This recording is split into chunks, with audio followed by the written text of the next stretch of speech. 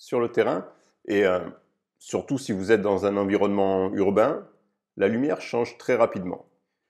Imaginez vous êtes sur une place ensoleillée, donc il y a plein de soleil, la lumière elle est forte, et, et vous continuez votre chemin, vous faites quelques pas et vous entrez dans une petite ruelle étroite qui est bordée de bâtiments à plusieurs étages. Et d'un seul coup, la lumière dans cet endroit-là, elle est beaucoup plus faible que ce qu'elle était avant. D'accord? Donc entre la place qui était ensoleillée et la ruelle, vous avez fait que quelques mètres, et pourtant la lumière, elle a totalement changé. Et ce changement, il peut être encore plus radical que ça, si par exemple, toujours sur cette place ensoleillée, euh, vous entrez dans un bar qui est peut-être au sous-sol d'un immeuble et dans lequel il n'y a aucune fenêtre. Et donc là, du coup, le simple fait de passer le seuil de la porte, ça transforme complètement la lumière. Vous faites moins d'un mètre, juste le seuil de la porte, et la lumière change complètement. Et parfois, vous n'avez même pas besoin de faire un seul pas pour que la lumière se transforme. Vous avez juste à vous retourner. C'est le cas par exemple quand le soleil est bas sur l'horizon. S'il est dans votre dos ou face à vous, la lumière, vous le savez, elle est complètement différente. Dans un sens, vous allez être ébloui à contre-jour, et si vous vous retournez, la lumière, elle devient beaucoup plus facile à gérer. Et du coup, là, vous n'avez même pas à vous déplacer. Euh, Simplement vous retournez, la lumière est complètement différente. Et en photographie, la lumière, elle est extrêmement importante. Elle influence vos réglages, le rendu de vos photos aussi, l'ambiance que ces photos vont dégager, et parfois, ça va même jusqu'à vous faire changer les sujets en fait que vous allez pouvoir ou non photographier. Il y a certains sujets avec certaines lumières qui ne pourront pas être photographiés, ou en tout cas pas de la façon dont vous aimeriez le faire. Et donc, si d'un côté elle est super importante et que de l'autre elle change en permanence, vous comprenez qu'il faut être c'est primordial, c'est vraiment super important d'y être attentif quand vous êtes sur le terrain. Et quelque chose que je répète souvent, c'est que sur le terrain, vraiment, tout commence par la lumière. D'accord? euh, Donc, vous devez y être attentif, vous devez être capable de lire cette lumière, de la comprendre et de vous y adapter, surtout pour déjouer ces pièges. Alors, la lumière, hein, j'en parle beaucoup dans mon dernier livre, Libérez votre regard. Et c'est aussi le sujet que j'ai choisi ce mois-ci, qu'on va explorer ensemble avec les membres de Un Coin à Nous. Un Coin à Nous, c'est une communauté en ligne hein, que j'ai créée, que j'anime régulièrement. Et donc, tous ensemble, ces prochaines semaines, on va s'intéresser à la lumière, on va aller prendre des photos, et je propose un exercice hein, pour aller prendre des photos, les partager, les analyser et en discuter tous ensemble. Et on fait ça tous les mois en changeant les thèmes chaque mois. Donc le mois prochain qui va commencer là, c'est la lumière. Donc si la photographie vous intéresse, vous passionne, ce que je vous conseille c'est de nous rejoindre. L'adresse est affichée dans le bandeau qui se trouve en bas de cette vidéo. Et voilà, c'est une communauté où il y a beaucoup de photographes et on fait des thèmes et des exercices mensuels. Donc, si vous voulez progresser, je vous conseille de nous rejoindre. Mais revenons au sujet d'aujourd'hui, donc la lumière. La première chose à faire lorsque vous arrivez sur le terrain, c'est d'observer la lumière. Comme on l'a dit, elle influence beaucoup de choses, vos réglages, les difficultés que vous rencontrerez et parfois même les sujets que vous choisissez. Mais simplement observer la lumière, c'est pas suffisant. Vous devez être capable de la décrire, de déterminer ce qu'on appelle ses propriétés pour ensuite pouvoir vous y adapter. D'accord? Et si vous n'êtes pas capable de dire quel type de lumière vous avez, vous n'allez pas savoir comment vous y adapter, ce que vous devez faire, ce à quoi vous devez faire attention dans ces conditions-là. Donc c'est pour ça que c'est important d'être capable de décrire les propriétés d'une lumière, de pouvoir dire ok aujourd'hui j'ai telle lumière, parce que du coup quand vous avez telle lumière, vous savez que les risques associés sont tel et tel risque et vous allez pouvoir vous y adapter ou y faire attention. Donc les propriétés de la lumière en fait elle peut être décrite grâce à 4 propriétés. Et les 4 propriétés de la lumière, c'est la direction, la quantité, la qualité et la couleur de la lumière. La direction, ben, la lumière, elle peut venir de droite, elle peut venir de gauche, elle peut venir de devant ou elle peut venir de derrière, d'accord? Et on a toutes les directions un petit peu entre ces quatre grandes directions. Mais il ne faut pas oublier qu'elle a aussi une composante verticale. Elle peut être dirigée vers le bas, d'accord? Par exemple, le soleil à midi, il est au-dessus de vous et la lumière qui projette, elle descend, d'accord? Euh, Au contraire, elle peut diriger vers le haut une lumière. C'est le cas, par exemple, d'un éclairage artificiel qui va être encastré dans le sol, peut-être. Ça peut être aussi le cas si vous marchez à l'extérieur, mais que vous êtes au-dessus d'une surface qui réfléchit la lumière. Voilà.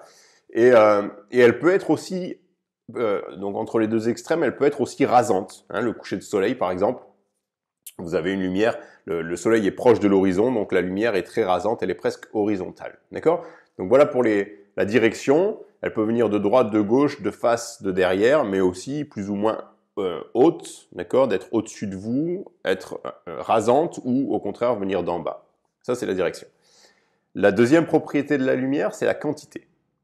Il peut y avoir beaucoup de lumière. Si vous êtes sur une plage ensoleillée à midi en plein mois d'août, par exemple, il y a beaucoup de lumière.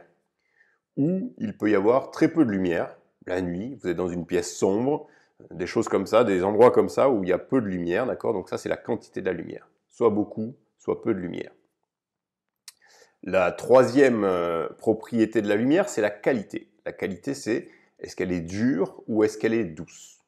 Et je vais vous expliquer dans un instant comment on la reconnaît, mais vous avez déjà dû entendre ce terme de dure ou douce pour une lumière. Et selon qu'une lumière soit dure ou douce, ça va changer des choses pour nos photos. La dernière propriété, c'est la couleur. La lumière, elle a toujours une couleur. D'accord? Celle du soleil, elle oscille, on va dire, entre le bleu et le jaune orangé, mais avec des lumières artificielles ou des réverbérations aussi, hein, la lumière peut prendre à peu près n'importe quelle teinte. Et donc, lorsque vous observez une lumière, vous devez déterminer chacune de ces 4 propriétés pour pouvoir la décrire. Et pourquoi c'est important? Parce que bien souvent, si l'une de ces propriétés change, la lumière sera différente et vous devrez peut-être vous y adapter. Ok?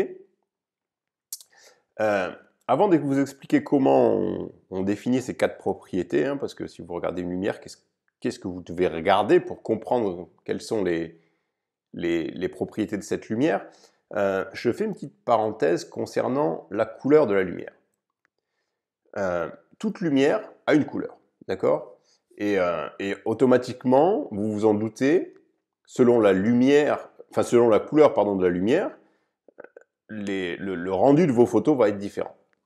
Maintenant, imaginez un constructeur qui vous contacte pour réaliser une photo de son produit qui sera ensuite utilisée dans une publicité. D'accord? On va prendre par exemple une boîte comme ça, d'écouteurs Apple, ok? Apple, quand ils ont travaillé sur ce produit-là, ils ont mis peut-être des mois à déterminer la couleur exacte du produit, d'accord? On a l'impression que c'est blanc, mais en fait, c'est pas n'importe quel blanc, d'accord? C'est peut-être pas du blanc pur, mais un blanc légèrement peut-être teinté de je sais pas quelle couleur, peut-être un petit peu de rose, il y a quelque chose, d'accord? Donc, la couleur du produit, elle est importante. Et dans ces conditions, si on vous demande de prendre cette photo et au moment de remettre votre travail à votre client, la couleur de votre produit n'est pas exactement la même que l'original, ben, votre client il va pas être satisfait et vous pouvez dire au revoir à votre chèque. D'accord? Dans ce cas-là, qu'est-ce qu'il faut faire pour vous assurer que l'objet que vous photographiez ait la même couleur que l'objet original, d'accord? Sur votre photo, il est la même couleur que l'original, il vous faudrait utiliser une charte de gris neutre. D'accord? On prend une photo en fait de l'objet avec une charte de gris neutre à côté, ensuite on enlève la charte, on prend exactement la même photo sans toucher au réglage, et cette charte nous permet de nous assurer de la balance des blancs en fait, qu'elle est correcte, et de la paramétrer ensuite en post-production pour être certain que la couleur qu'on voit sur la photo que vous obtenez est exactement la même que la couleur de l'objet en réalité. Et cette opération, elle est relativement facile à réaliser dans un studio, par exemple. Par contre, dans la vie de tous les jours, et quand vous êtes dans la rue notamment, c'est impossible à réaliser. D'accord? Si vous voulez photographier une scène sur le vif, vous n'allez pas sortir une charte de gris neutre, demander à un passant de le tenir avant de le photographier, et ensuite essayer de lui dire, ben refaites ce que vous alliez faire là, vous le faites naturellement, et moi je prends la photo et ça va bien se passer. Non, ça marche pas, on est d'accord. Donc, dans notre pratique de la photographie de tous les jours, hein, si les couleurs de nos photos ne retranscrivent pas précisément celles observées dans la réalité, en réalité, c'est pas bien grave. Et c'est même, au contraire, souvent un avantage même, parce que si vous prenez la lumière orangée d'un coucher de soleil, elle modifie la couleur de tout ce que vous voyez hein, sur vos photos. Si par exemple, vous prenez toujours ces mêmes écouteurs et que vous les photographiez sur une table posée, vous prenez un café, vous avez ces écouteurs-là qui sont posés, vous prenez une photo au coucher de soleil, la boîte des écouteurs, elle va pas sortir de la bonne couleur, elle va sortir automatiquement orangée parce que la couleur de la lumière est orangée. Mais c'est justement cette couleur qui nous intéresse puisque c'est elle qui va créer cette ambiance qu'on a au moment du coucher de soleil. D'accord ? Et si vous corrigiez cette couleur pour faire en sorte que les écouteurs ressortent parfaitement blancs sur votre photo, vous perdriez votre ambiance. D'accord ? Donc, c'est pas ce qu'on veut en général. Qu'est-ce que ça veut dire? Tout simplement que quand vous êtes dans la rue, dans un environnement classique, quand vous prenez des photos comme vous le faites tous les jours, vous n'avez absolument pas à vous soucier de la couleur de la lumière. D'accord? Donc ne vous embêtez pas avec ça lorsque vous la décrivez, ni dans vos réglages, etc. Ne vous prenez pas la tête avec ça. Pour gérer la couleur de la lumière, votre appareil, il dispose d'un réglage de balance des blancs, on appelle ça. Laissez ce réglage sur l'option par défaut qui est balance des blancs automatique. Les appareils aujourd'hui, ils ont fait énormément de progrès, ils savent gérer ça. Dans la majorité des cas, vous allez obtenir un résultat qui est parfaitement correct avec ces réglages-là. Si, au moment de découvrir vos photos sur votre ordinateur, vous vous apercevez que l'une des photos est vraiment trop colorée, en général, vous pourrez facilement corriger le problème en post-production avec un logiciel comme Lightroom. Il y a des réglages, mais même les logiciels les plus basiques qui sont intégrés par exemple à votre iPhone, ils savent gérer ça. On peut corriger une balance des blancs, d'accord? Et si vraiment vous n'arrivez pas à rattraper le décalage, ben à ce moment-là, vous passez votre photo en noir et blanc et le problème est réglé, la couleur elle disparaît. D'accord? Donc, vraiment, moi ce que je vous conseille, c'est si vous êtes dans un environnement quotidien, que vous prenez des photos dans la rue ou des choses comme ça, ne vous prenez pas la tête avec la couleur de la lumière, vous réglez votre balance des blancs en auto, vous pourrez la retoucher si besoin en post-production, et au pire vous passez votre photo en noir et blanc si vraiment c'est dégueulasse. D'accord? C'est un gros gain de temps, c'est moins d'hésitation sur le terrain, moins de réglages à gérer, et du coup un peu d'espace libéré dans votre esprit pour vous concentrer davantage à ce qui se passe autour de vous. Donc revenons à la lumière, après cette parenthèse sur la couleur de la lumière. Quand je vous demande d'être attentif à la lumière, de décrire ses propriétés, qu'est-ce que vous faites? Et vous pouvez faire l'expérience tout de suite là, autour de vous. Prenez un objet, n'importe lequel, et choisissez donc cet objet à côté de vous et essayez de déterminer les propriétés de la lumière qui l'éclaire. Qu'est-ce que vous regardez? Qu'est-ce qui vous permet de déterminer la quantité, la qualité et la direction de la lumière? Puisqu'on a dit que la couleur, on l'oubliait. La solution, c'est tout simple. Ce qu'il faut que vous regardiez, c'est les ombres. D'accord? C'est l'ombre d'un objet qui détient en réalité la clé de la lumière. La direction de l'ombre, ben c'est simple, hein, c'est l'inverse de celle de la lumière. Si l'ombre d'un objet se projette à sa gauche, c'est que la lumière vient de sa droite. Si elle se projette devant lui, bah c'est qu'elle vient de derrière lui. D'accord? Et pour la composante verticale de la lumière, ben, plus l'ombre projetée est grande, plus la lumière est rasante. Et ça, vous le voyez en regardant votre propre ombre. Hein, si vous êtes à l'extérieur, à midi, le soleil est au-dessus de vous, et du coup, votre ombre, elle fait à peu près la largeur de vos épaules, elle est placée en dessous de vous, d'accord? Alors que si vous regardez au coucher de soleil, au moment où la lumière est beaucoup plus rasante, à ce moment-là, votre ombre, elle va se projeter sur plusieurs mètres devant vous. D'accord? Donc, voilà, la position de votre ombre va vraiment vous donner des indications quant à la direction de la lumière, aussi bien si elle vient de droite, de gauche, de devant ou de derrière, mais aussi si elle vient plus ou moins, si elle est plus ou moins rasante ou au contraire verticale. Ok? Pour la qualité de la lumière, c'est-à-dire est-ce que la lumière est dure ou douce, ce qu'il faut regarder, c'est le contour des ombres. Est-ce qu'ils sont bien définis, bien nets? Si la séparation entre l'ombre et la lumière est vraiment comme si on avait tracé un trait et que c'est une ligne très très nette, ça veut dire que la lumière est dure. Au contraire, plus la lumière va être douce, plus il va être difficile de discerner la séparation entre les ombres et la lumière. Et l'exemple extrême de ça, ça va être un jour de brouillard, d'accord? Si vraiment il y a un brouillard qui vous englobe, vous allez même pas arriver à discerner votre ombre.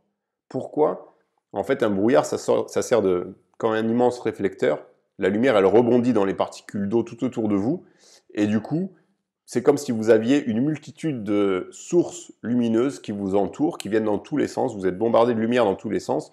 Et à ce moment-là, du coup, votre ombre disparaît et la lumière est extrêmement douce. À l'inverse, si c'est un jour où il y a beaucoup de soleil et la lumière est très dure, vous allez voir que la séparation entre une zone d'ombre et une zone de lumière est très très marquée, très très bien dessinée. Et vous regardez par terre, par exemple, vous êtes capable de reconnaître les objets qui sont éclairés parce que les contours sont vraiment très très nets. Alors qu'un jour de brouillard, vous auriez beaucoup plus de mal à reconnaître l'objet éclairé parce que les contours de l'ombre sont totalement flous. D'accord? Enfin, le contraste qui existe entre les zones d'ombre et les zones de lumière est également important. C'est lui qui va vous donner une idée de la quantité de lumière. Plus le contraste entre l'ombre et la lumière est important, plus la quantité de lumière est grande en général. D'accord? Un dernier point, gardez à l'esprit qu'un sujet peut avoir plusieurs ombres. Et s'il a plusieurs ombres, ça signifie tout simplement qu'il est éclairé par plusieurs sources de lumière. Alors, c'est souvent le cas en intérieur. Dans une pièce éclairée artificiellement, hein, il peut y avoir plusieurs ampoules, ou alors vous êtes éclairé à la fois par une ampoule et la lumière qui vient de l'extérieur, par exemple. Ouais, dans les environnements intérieurs, c'est très souvent qu'on a plusieurs ombres, mais ça peut aussi arriver en extérieur avec la lumière naturelle. Par exemple, vous êtes dans une rue et vous passez devant une vitrine de magasin, vous allez avoir une première ombre qui est créée par la lumière directe du soleil, et vous allez avoir une deuxième ombre qui va être moins prononcée et qui, elle, est créée par la réverbération de cette lumière du soleil dans la vitrine du magasin et vous touche du coup de l'autre côté. D'accord? Donc dans ce cas-là, vous marchez dans la rue, vous allez vous apercevoir que vous avez deux ombres. La première est créée par la lumière directe, la deuxième par la réverbération de cette lumière sur la vitrine. Donc voilà, c'est toujours possible d'avoir plusieurs ombres et ça veut dire qu'il y a plusieurs sources de lumière tout simplement. Ok? Un acronyme que j'utilise toujours et qui est facile à mémoriser, c'est regarder DQQ. D'accord? Alors DQQ, c'est simplement les initiales de la direction, la qualité et la quantité. Et c'est une astuce mnémotechnique qui va vous permettre de plus facilement vous rappeler de ces propriétés de la lumière. Pensez à regarder DQQ, c'est-à-dire direction, qualité, quantité. D'accord? Et le but, c'est de prendre l'habitude de regarder cette lumière, de regarder DQQ aussi souvent que vous le pouvez. Lorsque vous arrivez sur le terrain, avant une séance de prise de vue, mais aussi dans votre vie quotidienne, dès que vous allez y penser. D'accord? Prenez l'habitude de regarder cette lumière, prenez l'habitude de la décrire, d'être attentif à ses propriétés pour mieux la comprendre. Plus vous aurez l'habitude de regarder et de décrire la lumière, mieux vous arriverez à vous y adapter quand vous serez sur le terrain avec votre appareil photo. Ok? sur le terrain, justement, vous n'allez pas passer votre temps à décrire la lumière parce que ça deviendrait un petit peu contre-productif. C'est-à-dire que si vous faisiez ça, vous seriez en permanence obnubilé par cette lumière, vous y penseriez toujours et du coup vous rateriez entre guillemets les sujets qui tournent autour de vous et qui vous intéressent, d'accord? Mais il y a un moment où vraiment c'est important d'y être attentif, c'est au tout début de la séance. Au moment où vous vous dites ok, je vais sortir prendre mon appareil photo et vous arrivez dans la rue, à ce moment-là, avant d'attaquer, il faut vraiment être attentif à la lumière et la décrire précisément. Pourquoi? Le but, c'est d'essayer de comprendre l'effet qu'elle va pouvoir avoir sur vos prises de vue et sur vos photos. Ok? Vous arrivez dans la rue, vous dites je vais prendre des photos, ok, quelle lumière j'ai aujourd'hui? Regardez autour de vous, essayez de la décrire. Si c'est en soirée par exemple, vous allez remarquer qu'il y a peu de lumière. Et donc ça va vouloir dire probablement que vous allez devoir vous y adapter en changeant vos réglages, parce que sinon vous allez avoir des problèmes de flou de bouger par exemple. Si vous n'avez pas une ouverture assez grande, votre vitesse d'obturation sera trop lente et ça fera du flou, donc ça va être embêtant. Vous sortez et vous vous apercevez que la lumière est rasante parce que c'est bientôt le coucher de soleil. Il va falloir faire attention au contre-jour. D'accord? Vous sortez, vous analysez la lumière, vous apercevez qu'elle est très dure. Il va falloir faire attention au fort contraste parce que vous allez souvent y être confronté. C'est-à-dire qu'il va y avoir des zones, quand vous cadrez quelque chose, il va souvent y avoir des zones qui sont très sombres et des zones qui sont très lumineuses sur votre photo. Et ça va vous poser des problèmes. D'accord? Si par contre, vous sortez, vous analysez la lumière et vous vous apercevez qu'elle est assez douce, qu'il y a beaucoup de lumière mais qu'elle est douce, par exemple un jour nuageux en pleine journée, mais très nuageux, vous avez suffisamment de lumière pour ne pas être embêté avec le manque de lumière, mais elle est douce grâce aux nuages, là ça va être des conditions qui vont être beaucoup plus faciles à gérer. D'accord? Donc vraiment, il faut en début de séance vraiment faire une sorte de check-up et dire voilà, qu'est-ce que je vais avoir comme lumière aujourd'hui et est-ce que ça va me compliquer la tâche ou est-ce qu'elle va être au contraire assez facile à gérer? Et si ça me complique la tâche, en quoi ça va me compliquer la tâche? À quoi il faut que je sois attentif? Est-ce qu'il faut que je modifie mes réglages ou pas? Est-ce que je peux oublier certains sujets parce que j'arriverai pas à les prendre aujourd'hui? Par exemple, si c'est début de la nuit et que vous voulez figer des voitures qui passent devant vous en gardant votre appareil photo à main levée, ça va être compliqué. Peut-être qu'il faut oublier ces sujets-là. Ou si vous voulez faire poser des gens et réaliser des portraits de rue un jour où il y a énormément de lumière et des forts contrastes, une lumière très dure, c'est pas le meilleur jour pour le faire. Ou alors, il faudra vous rappeler que si vous dites à quelqu'un, vous abordez quelqu'un et que vous lui demandez de poser, peut-être lui demander de se poser à l'ombre plutôt qu'en plein soleil. Sinon, les portraits ne seront pas géniaux ce jour-là. Vous comprenez le principe? Quand vous arrivez sur le terrain, passez un petit instant à analyser la lumière et essayer de comprendre ce que ça va induire, les réglages, est-ce qu'il faut vous adapter, les conditions difficiles, à quoi vous devez être attentif, etc. etc. Une fois que vous avez déterminé la lumière en début de séance, vous adaptez éventuellement vos réglages, vous gardez ça en tête, et après le reste du temps, il faut simplement que vous soyez attentif en fait au changement de lumière. D'accord? Donc, vous êtes à l'extérieur, c'est un jour où il fait un peu gris, mais il y a beaucoup de lumière. C'est des conditions qui sont faciles, tout va bien, vous pouvez prendre des photos sans trop vous soucier de la lumière. Par contre, si à un moment vous rentrez dans un bar et qui est très peu éclairé, instantanément, il faut que vous vous disiez attention, la lumière vient de changer. Là, j'ai beaucoup moins de lumière, je vais être confronté à une difficulté qui est ce manque de lumière. Est-ce que je dois m'y adapter? Et si vous devez vous y adapter, faites-le tout de suite, avant d'être confronté à un sujet. Parce que si c'est un sujet qui reste pas longtemps et que vous avez les mauvais réglages, soit vous allez prendre la photo et vous apercevoir après que vous aviez les mauvais réglages et votre photo elle est ratée, soit vous allez penser à vos réglages, mais le temps de les changer, le sujet sera déjà loin. Donc en gros, vous analysez en début de séance la lumière que vous avez, vous gardez ça en tête et vous comprenez ce que vous devez faire, ce que vous devez adapter, modifier vos réglages ou à quoi il faut être attentif. Et ensuite, le reste de la séance, simplement, vous gardez cette lumière toujours quelque part un petit peu à l'esprit. Si elle change, il faut vous poser des questions et éventuellement vous adapter aux nouvelles conditions. Vous rentrez dans un bar très sombre, on s'y adapte. vous êtes prêt. Ok? Vous ressortez du bar, il faut penser que de nouveau la lumière change. Et vous y réadaptez. Et vous êtes à nouveau prêt à prendre n'importe quoi en photo. Ok? Une autre chose que je vous conseille toujours en rapport avec cette lumière, c'est de prendre l'habitude d'analyser la lumière sur les photos que vous avez déjà prises. D'accord? Et donc ça, du coup, vous allez le faire pendant votre editing. On en a déjà parlé dans une vidéo précédente. Lorsque vous faites votre editing, il y a 3 types de photos auxquelles vous allez être confrontés. Les premières, c'est les photos qui sont complètement ratées, qui n'ont pas d'intérêt.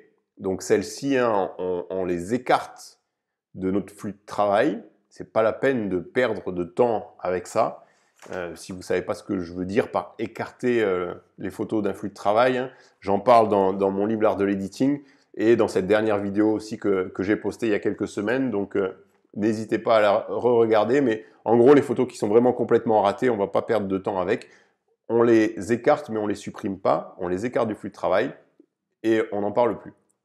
Le deuxième type de photo qui est important, c'est les photos qui avaient du potentiel sur le terrain. Vous avez vu quelque chose qui était intéressant, mais la photo, il manque un petit peu quelque chose pour être vraiment bonne. Vous n'avez pas réalisé ce potentiel que vous aviez vu.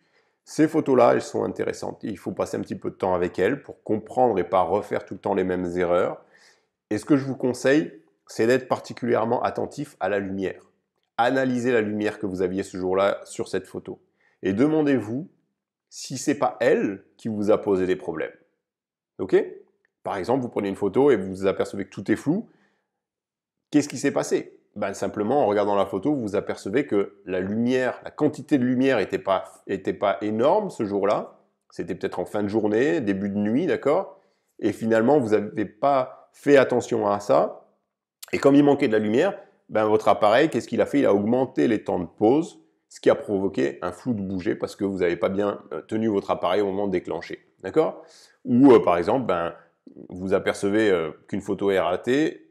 Pourquoi? Parce qu'il y a des zones de la photo qui sont soit complètement sous-exposées ou soit vraiment trop surexposées. Qu'est-ce qui s'est passé? Ben, c'est que la lumière est très dure ce jour-là, il y avait des forts contrastes. Et du coup, ben, il y a une partie de votre photo qui est vraiment mal exposée, que vous n'arrivez pas à récupérer, et c'est ça qui gâche votre photo. D'accord? Et le troisième type de photo qui est intéressant, c'est les photos qui, elles, sont réussies, celles qui vous plaisent. Ben, pour celles-ci aussi, prenez un instant pour analyser la lumière et demandez-vous quel rôle, en fait, elle a joué dans la réussite de cette image. Et ça va vous permettre d'entraîner votre œil à repérer les lumières que vous aimez et qui fonctionnent bien sur vos photos. Et si en post-production, pendant votre editing, vous remarquez ces lumières-là, vous allez les enregistrer, une sorte d'image mentale que vous allez enregistrer dans votre esprit et instinctivement, vous allez les remarquer plus facilement sur le terrain. Vous allez les photographier du coup plus souvent et c'est quelque chose qu'on va retrouver régulièrement dans votre travail. C'est le même principe que quand vous changez de voiture. D'un seul coup, vous avez l'impression que tout le monde a la même voiture que vous, alors que pas plus qu'avant, d'accord? Sauf que, en fait, avant d'avoir cette voiture, vous ne remarquiez pas spécialement ce modèle et cette couleur-là. Mais au moment où vous avez cette voiture, d'un seul coup, vous la voyez tout autour de vous. Là, c'est le même principe. Si vous remarquez et vous entraînez votre œil à détecter des belles lumières dans les photos que vous avez déjà prises, vous allez plus facilement les repérer aussi sur le terrain. D'accord? Vous pouvez d'ailleurs aussi faire, et ça c'est intéressant à faire, c'est de faire le même exercice, mais sur des photos qui vous plaisent et qui ont été prises par d'autres photographes. D'accord? Si vous voyez passer une photo, par exemple, sur Instagram ou n'importe où, ou dans un livre, une belle photo qui vous plaît, essayez de comprendre quelle était la lumière lorsqu'elle a été prise, d'accord? Et peut-être quelles étaient aussi les difficultés, comment ça a été géré, qu'est-ce qu'il a fait le photographe pour arriver à prendre cette photo avec cette lumière-là, essayez de comprendre tout ce qui se passe autour de la lumière. D'accord? Et ça, c'est important. Dans mon livre Libérez votre regard, je propose un exercice et je vais vous le donner aujourd'hui parce que c'est un exercice qui est conçu pour justement pour vous forcer à observer la lumière et notamment ses propriétés. Et le principe est super simple. Simplement, vous devez prendre 6 photos. Peu importe le sujet, peu importe l'endroit où vous les prenez, le but c'est de faire un exercice, pas de réaliser un chef-d'œuvre. Donc, vous ne prenez pas la tête avec ça. Mais chacune de ces 6 photos doit illustrer l'une des propriétés de la lumière. D'accord? L'idée, c'est de prendre du coup 6 photos avec, pour la direction de la lumière, prendre une photo avec un éclairage de face et une photo avec un éclairage à contre-jour. Ensuite, la deuxième propriété, c'est la qualité. On va prendre une photo avec une lumière dure et une photo avec une lumière douce. Et ensuite, pour la quantité de lumière, DQQ, direction, qualité, quantité, pour la quantité de lumière, on va prendre une photo avec beaucoup de lumière et une photo avec peu de lumière.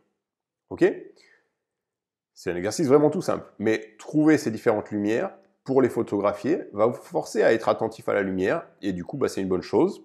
Mais en plus de prendre ces photos, ce que je veux, c'est que vous réfléchissiez à la façon dont ces différentes propriétés de la lumière influencent vos réglages. Comment elles influencent aussi vos photos, le rendu de vos photos, et aussi les sujets et la façon dont vous les photographiez. Demandez-vous par exemple, qu'est-ce que telle ou telle lumière change dans le rendu de mes sujets? Est-ce que je dois adapter mes réglages lorsque je suis confronté à telle ou telle lumière ou est-ce que c'est pas la peine? Est-ce que telle ou telle lumière me complique le travail ou est-ce qu'au contraire ça me le facilite? On a parlé par exemple de lumière douce tout à l'heure, et c'est plutôt, en général ça facilite le travail. Et encore, ça dépend des types de photos que vous voulez réaliser. Si vous jouez sur les ombres, au contraire, ça va peut-être les compliquer, mais vous voyez le principe. À quel endroit j'étais et qu'est-ce qui était la source de la lumière au moment où j'ai créé telle ou telle photo. Dans ma pratique habituelle, est-ce que je suis souvent confronté à ce genre de lumière ou au contraire, est-ce que c'est rare et est-ce que c'est rare que je les rencontre et que j'ai pas trop à m'en soucier? Voilà, vous voyez tout ce genre de questions, ça va vous permettre de vous poser des questions autour de la lumière. Et comme je vous l'ai dit, vous pouvez aussi utiliser vos photos que vous avez déjà prises ou celles d'autres photographes. Et pareil, on analyse en se posant quelques questions. Est-ce que certaines propriétés de la lumière reviennent régulièrement dans les photos que vous aimez ou au contraire, une certaine lumière ne revient plutôt dans celle que vous aimez pas, et dans ce cas-là, c'est peut-être cette lumière-là justement que vous aimez ou que vous aimez pas. Est-ce que telle photo a été simple à réaliser ou au contraire difficile à cause de la lumière? Et dans ce cas-là, si elle a été difficile, qu'est-ce qu'il a fallu faire pour arriver à ce résultat-là? Une autre question aussi intéressante, c'est est-ce que cette photo serait toujours aussi intéressante si la lumière était différente? Et là, souvent, vous allez vous apercevoir que non, et que c'est justement cette lumière-là qui crée cette photo-là, et sans cette lumière-là, on n'aurait pas obtenu du tout la même photo, et du coup, on n'aurait pas eu sûrement un résultat aussi intéressant. D'accord? Donc voilà, c'est un exercice qui est super intéressant, parce qu'il va vous permettre de prendre conscience de l'effet de la lumière sur les sujets, sur les ambiances des photos que vous regardez, et ensuite, pour chercher les lumières que vous aimez ou au contraire éviter celles que vous appréciez pas. Et encore une fois, ça va vous permettre d'entraîner votre esprit devant votre ordinateur, mais si vous l'entraînez comme ça à comprendre, à analyser et à voir certaines lumières, ensuite il arrivera à le faire intuitivement sur le terrain. Donc c'est vraiment super important de faire ce genre d'exercice-là. Et pour conclure, donc, si vous voulez que vos photos s'améliorent, vous devez devenir vraiment un expert de la lumière. D'accord? Tout commence par la lumière en photographie. Il faut que vous y fassiez attention, aussi bien sur le terrain que lorsque vous découvrez vos photos sur votre ordinateur ou que vous découvrez une photo qui vous plaît, même si elle a été prise par d'autres photographes. Plus vous allez vous intéresser à la lumière, plus vous allez être capable d'en apprécier ses nuances. D'accord? Vous allez repérer les belles lumières, vous allez remarquer la façon qu'a la lumière de jouer avec les surfaces réfléchissantes ou les surfaces translucides, sa façon d'influencer le rendu des couleurs et des ambiances, sa façon de passer à travers une fenêtre, par exemple couverte de gouttes de pluie, des choses comme ça, les lignes, les formes que créent les contrastes sur le terrain, tout ça, ça vient de la lumière. D'accord? Et la lumière, c'est vraiment un sujet d'étude sans fin. Et quelque part une source d'émerveillement aussi, parce que c'est toujours quelque chose d'étonnant. On va trouver des belles lumières dans des endroits où on s'y attend pas du tout. Et ce que vous allez réaliser, c'est que très souvent, le véritable sujet de vos photos, c'est la lumière. D'accord? Et ça, c'est justement autour de cette idée qu'on va travailler ce mois-ci sur un coin à nous, hein, la communauté, je vous l'ai dit tout à l'heure, la communauté créative que j'anime. On va s'intéresser justement à la lumière, à faire de la lumière notre sujet principal dans nos photos pendant ce mois-ci. Donc si vous voulez faire des progrès, si vous voulez améliorer vos photos, profitez de conseils réguliers comme celui-ci, réaliser des exercices ou explorer des thèmes spécifiques hein, avec d'autres photographes, et aussi partager vos photos pour obtenir des avis, des conseils à leur sujet. Tout ça, c'est ce qu'on fait sur Un Coin à Nous. Et je vous invite du coup vraiment à nous rejoindre pour participer à toutes ces animations et ces exercices avec nous. L'adresse, elle est affichée en bas hein, de la vidéo, sur le bandeau qui se trouve juste en bas de la vidéo. N'hésitez pas à vous inscrire, à nous rejoindre et on se retrouve pour faire des exercices tous ensemble. À très bientôt pour de nouveaux conseils et d'ici là, prenez plein de photos. Ciao, ciao!